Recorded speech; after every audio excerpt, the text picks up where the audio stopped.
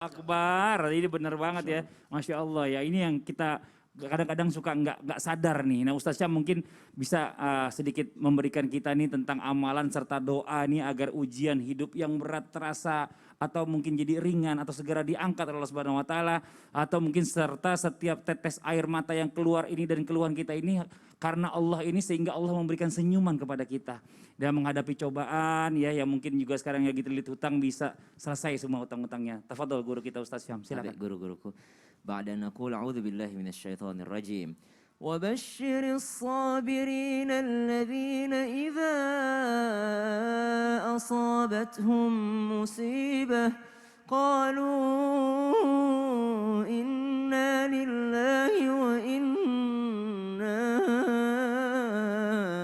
إليه راجعون. Tentu amalan yang pertama dalam Al-Quran disebutkan wabasyiris sabirin, yakni bersabar. Sabar bukan berarti diam, sabar artinya pantang menyerah.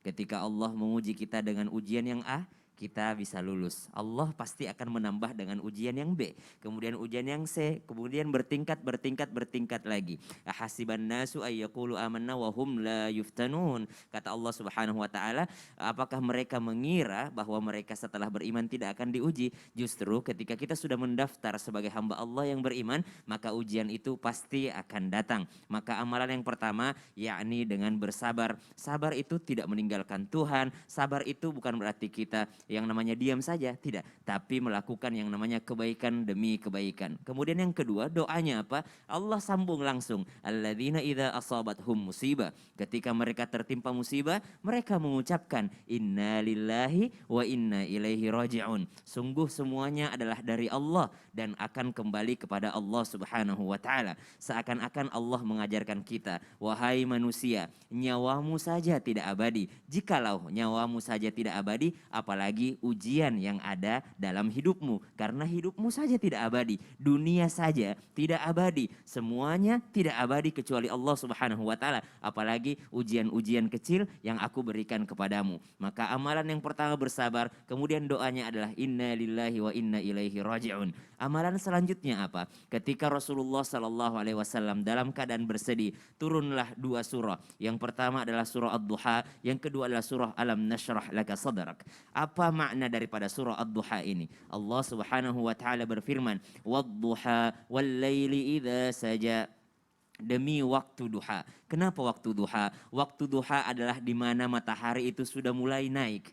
Artinya waktu sunrise. Maka subhanallah, Allah seakan-akan ingin menggambarkan bahwasanya segelap apapun malam itu, ketika matahari sudah terbit, maka gelap itu akan hilang. Dan setiap hari matahari itu akan terbit. Seberapa berat pun masalah yang engkau hadapi, mataharinya akan muncul. Kesempatan dan kehidupan yang baru akan datang.